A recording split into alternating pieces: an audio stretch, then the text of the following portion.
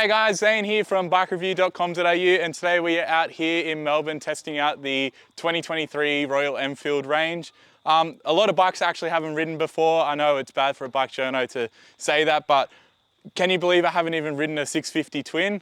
Absolutely having a ball out here. All the bikes you can see, they're super easy to ride, and honestly, like, for the price you pay for them, you get a lot of gear. We got the Himalayan over here, which I have had a bit of history with. I did own one for a short period of time. Classic 350, which we did the Australian launch on. We've got the Conti 650. We've got the Scram, which we also did the launch on. Meteor 350, Hunter 350, and the Interceptor 650. All great bikes, all great value for money. For a full review on the entire range, we recommend you head to BikeReview.com.au to check out all of my thoughts, but here's a short take on what we thought of each machine. Heading into UMI in Melbourne, and there's a plethora of gorgeous bikes. For the price you pay across the board, it just makes sense to buy a Royal Enfield if you want to live out your retro dreams on a budget. Instantly I have my eye on the 650 twins that I haven't ridden before, but so did everyone else. Managed to hang my lid over the bars of a Conti GT 650, which was my favourite of the pair. My initial thoughts on the Conti GT 650 are, damn, this thing is small. Because it is. Royal Enfield have compacted that 650 twin cylinder into a micro chassis, making it super accessible to a heap of riders. With that being said, I don't actually feel cramped on it despite measuring up at 183 centimeters tall. The rider triangle is angled in a way that you don't need to worry about whacking your knees on the bars or getting back cramps. The 650 twin powerhouse is a lot more tame than I was initially expecting. The torque is extremely manageable, and it's so quiet with minimal vibrations that you don't even notice when you're hitting the rev limiter. 47 horsepower at 7,250 RPM isn't hugely powerful, but it's more than enough to have fun on. If you were a new rider, you'd have no problem wrangling this twin. Overall, it's a super easy bike to ride with plenty of maneuverability through the corners and manageable power. I'd love to own one, give it a reflash, and start customizing it. It's an awesome base for anyone who wants a reliable machine to start with. Jumping on the Interceptor 650 straight after the Conti, I'm expecting a similar feeling to the Continental, that it shares all its key components with. However, I'm met with a completely different riding experience. The shift in rider triangle makes for an enjoyable cruiser, while a more upright seating position makes the Interceptor a little less taxing on the back and adds another level of slow speed control. The less weight pressed on the front wheel compared to the Cafe Racer style bars on the Continental makes for a noticeably lighter steering, but slightly less front end grip through the turns. The forks and shocks are the same across the board on both models, but the higher bars and less pressure placed on them due to the rider triangle means you don't feel those firm front end settings as prominent. The rear feels almost identical, although the classic long seat seems to soak up the bumps a bit better. The suspension being on the stiff side does allow for a more compliant and predictable chassis to have fun with through the twisties. The gearing feels great on both bikes. The Interceptor and Conti sit on 110 km an hour without any complaints at all. The clutch action is nice and light, which is extremely new for rider friendly. If I had to choose between the two, it would be purely based on looks alone. For me, the GT really does it for me. It comes in at an extra $300 at $11,290 right away over the Interceptor, which is a right away price of $10,990.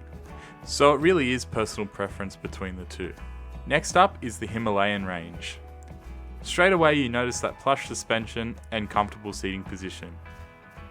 The Himalayan feels like a bike that you can pile the miles up on without any fuss. The dash has plenty of goodies on it that proves its status as an adventure machine. A little compass is even built in. Everything is easily visible sitting down or standing up, and the tall windshield does a great job of deflecting wind away from a peaky helmet. Kicking the stand up and you instantly realize that 24 horsepower at 6,500 RPM and 32 Newton meters at 4,000 RPM is as slow as it sounds on paper. but you have to approach the bike from an angle that is clearly not made to go fast. 32 Newton meters is more than enough to climb up some rough terrain and steep hills, and that idea of a single overhead cam oil-cooled single is that it's going to keep on pumping no matter how badly you treat it. The brakes are a little bit underwhelming. I'm not really fond of them by any stretch of the imagination. It may have just been the bike that we had, but there is little lever feeling and not much bite to them. Grabbing the front brakes after hopping off the 650 Twins is like trying to stop a lathe with a bar of soap. The Scram is a stripped back version of the Himalayan. It's such a weird bike on paper. It loses a heap of bits that make the Himalayan an adventure bike, like the crash bar, windshield, tall bars replaced with lower style ones, and the luggage rack. Falling into more of the scrambler category, the Scram is a bucket of fun. I really didn't expect to enjoy it this much. The powerhouse is still the same with that 411cc single overhead cam powerhouse, but it loses a couple of kilograms over the Himalayan. There's plenty of foot peg clearance so you can really get the Scram cranked over in the corners, and the low power motor means that you can really just pin it out of the turns with complete confidence that you're not going to get your license cut up. But you'll still have plenty of fun. Between the two, I'd without a doubt go for the Scram 411. The way it rides and looks, while only slightly different to the standard Himalayan, just does it for me. Both models ride really well, and you can tell that basic EFI single overhead cam is just going to go forever. The Scram comes in at $150 less, which is $8,240 right away, compared to the Himalayan at $8,390 right away. Under $9,000 for a brand new motorcycle is peanuts. Now time for the 350 range. The little Hunter 350 started my rotation on the growing J-Motor range from Royal Enfield. I did ride the classic 350 at the Australian launch, but I had yet to ride the Hunter 350. I feel like the appearance of the classic 350 was one of the only things I really enjoyed about it. The Hunter 350 does do away with those mid-century aesthetics, so I'm fully expecting to really not have anything nice to say about it. But boy, am I wrong. The bike is quite small from the outside, but throw a leg over it and put your feet up on the pegs and suddenly it's grown in size. The rider triangle has plenty of room for my 183cm frame, the bars are the perfect height, and the pegs are in an awesome spot. Out on the road, and that little 349 oil-cooled single is a bucket load of fun to just crank the throttle and hoon around on. If you take it at surface level that it only has 20.2 horsepower at 6,100 RPM, you'll find yourself grinning as you keep the throttle pinned through the corners. Funnily enough, the little 350 gives off the loudest and most aggressive note out of the entire Royal Enfield range. The rider triangle makes for a heap more enjoyable ride over the classic 350 through the twisties.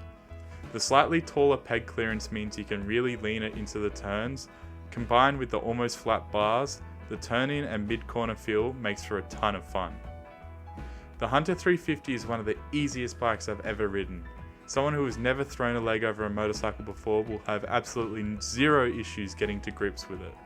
The perfect beginner bike is an understatement.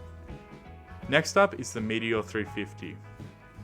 The Meteor 350 is almost the polar opposite of the Hunter, a more cruiser-inspired ride.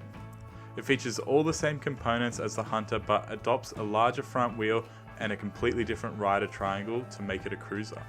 The Meteor 350 is plenty comfortable. The cruiser position suits that 350cc single perfectly for a runaround machine. Runaround being the key word, as the gearing isn't particularly fond of doing freeway speeds. You may have a little struggle to keep it at 110 km an hour going up steep hills. It's honestly like riding a lounge. It feels much bigger on the bike than it appears from the outside. Again, tall people will have no issues feeling roomy on this little machine. There's plenty of reach to the bars. While you haven't got as much space as something like a Harley, you'll have no issues churning out the kilometers on it. It's not the most exciting bike, nor is it the best looking one, but it's still easy to ride. It's yet another awesome beginner bike for someone who just wants to cruise around, but doesn't want like an automatic scooter or something with a bit more style. Next up is the classic 350. I took it for a very short ride as I had already become acquainted with it at the Australian launch. If you want my thoughts on the Classic 350, check out our video review in our YouTube channel, but I will say that I can appreciate the era important styling cues of the 50s that Royal Enfield have really encapsulated on this bike. The Classic 350's foot peg position sits in between that of the Hunter and the Meteor, which makes the bike feel a little bit cramped if you're around my height. The foot pegs see the same fate as a Meteor. They're in an awkward position when pushing the bike around. But other than that, it's just a fun little bike to ride and easy to zip around on. Yes, the 350 range is slow, but that's not the point. They're the perfect new rider companion. They look the part and they don't have that old bike reliability, which is the perfect option for those who aren't mechanically minded. My final thoughts are that Royal Enfield continue to impress me with their range as it expands yearly. This ride made it clear that no matter what Royal Enfield you choose, you're going to get an easy to ride, reliable, and most importantly, a cool looking bike for next to nothing. Each bike I rode, I had a vision about how I would modify it and how I'd make it my own. They're such a popular brand that you won't have trouble finding parts, genuine or aftermarket. The all-important verdict is, what would I buy as a professional rider? Look, the Continental GT was the bike I thought I'd choose, and I'd still love to own a GT one day, but it didn't take the cake for the range. The bike I actually enjoyed riding the most was the Hunter 350. Weird, right? I'm a bit shocked myself. There's just something about how it rides and handles that really did it for me. I think it's because it reminded me of my first bike and I daydreamed of all the silly modifications I'd love to do to it. It's stupid easy to ride, it's cheap, and it's so much fun to thrash. It would be so funny to see one of these made into a little sporty racer. Thanks so much for watching our Ride the Range review of Royal Enfield's 2023 range. If you liked the video, make sure you hit the like button below and leave a comment letting us know what bike you would choose. Make sure you subscribe to our YouTube channel to keep up to date with all the latest bike reviews, and head to www.bikereview.com.au to check out the full review.